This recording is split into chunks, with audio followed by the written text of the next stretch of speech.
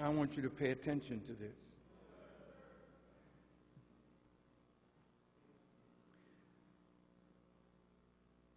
I said on November 25th, 2009, 9/11 was done by people in our own government and our own banking system to perpetuate the fear in the American people so that they might subordinate themselves so that the government may get them to do whatever they want us to do. And this was to create this endless war on terror. But the war on terror is a cover and a fraud for the real war, which is a war against Islam. In 2001, we experienced the horrific events of 9/11, but there are many who are saying that the official government version of events is not what really happened. As recently as this month, the Republican candidate in the Texas gubernatorial race, her name is Deborah Medina, publicly said on the Glenn Beck show, quote, "I think some very good questions have been raised. In that regard, there's some very good arguments. And I think the American people have not seen all the evidence there." But she quickly backed off of what she said. Now, listen to this. Why is it, these are questions about 9/11. I compiled them, but they're compiled by people who are scientists, who studied this. Why is it that the FBI's most wanted poster of Osama bin Laden mentions other crimes, but not 9/11? Right before 9/11, unusually high levels of quote-unquote put options were placed on the stocks of American and United Airlines and corporate tenants of the World Trade Center. Put options are market bets that give the bettor a profit if the stock goes down. According to Bloomberg Business News, quote, "This would be one of the most extraordinary coincidences in the history of mankind if it was a coincidence." Many people got rich by the bets that they made that the stock in American and United Airlines would go down. How did they know? How was the FBI able to release a list and photos of the hijackers within hours?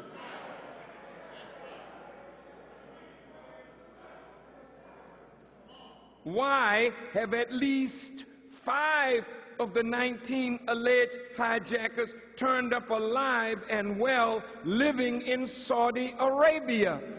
And if the perpetrators were from Arabia, why are we fighting in Afghanistan and in Iraq?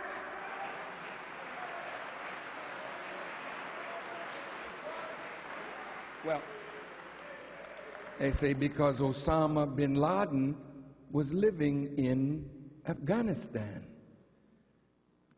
The president of that country, Mullah Omar, when President Bush said that Osama bin Laden was guilty, and he dictated to Mullah Omar that they should turn over Osama bin Laden to the United States government and its authorities.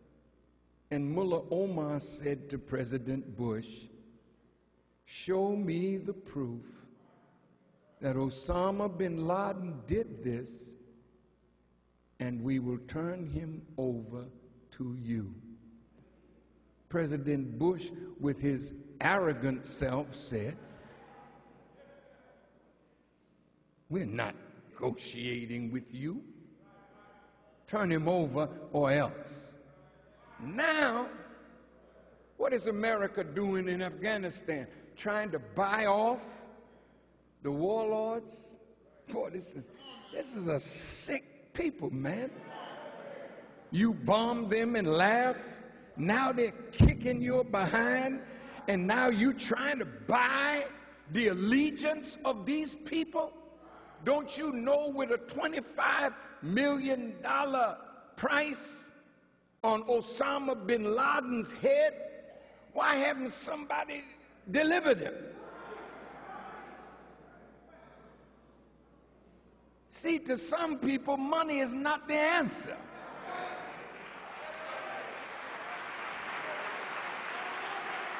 Listen, how, these are questions, how could these alleged hijackers have known that multiple classified air defense drills were planned for the morning of 9/11, leaving only 2 fighter jets available to protect the entire northeastern United States? How did Osama know that? So then, who planned the drills on that morning that no fighter jets were there to intercept these planes? Think about it. Why was Attorney General Ashcroft warned to stop using commercial airlines prior to 9/11?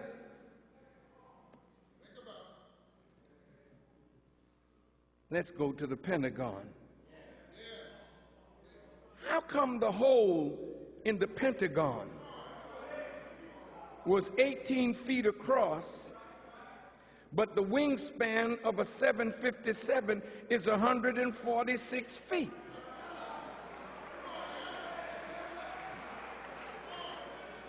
Are you listening? How come that little single-engine Piper P-828 plane that crashed into the IRS office in Texas did more damage to that building than a 757 jetliner filled with fuel did to the Pentagon?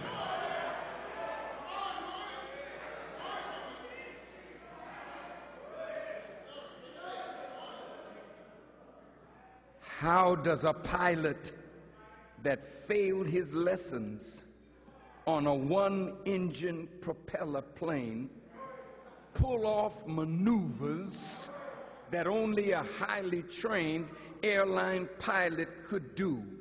A 270-degree turn at 500 miles an hour, descending 7,000 feet in 2.5 minutes into a direct hit. These just questions. Why were surveillance videos recording the impact of the Pentagon confiscated by the FBI immediately after the event?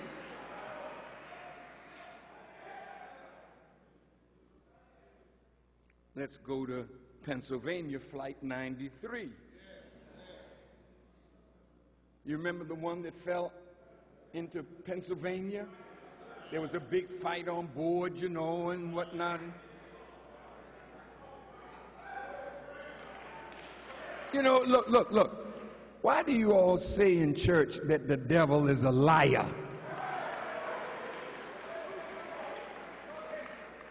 He's the damnedest liar that ever lived. Look. Question. Why was there no visible airplane debris where Flight 93 supposedly crashed in Pennsylvania, only a smoking hole in the ground, no bodies, no seats, no wings, no luggage. The official story of 9/11 claimed that 10 sinful cell phone calls came from Flight 93, but the technology for airplane to ground cell phone calls didn't exist until 2004.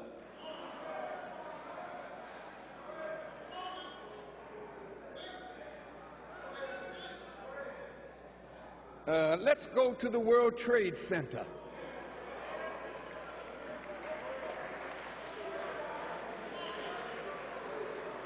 We're talking about the synagogue of Satan.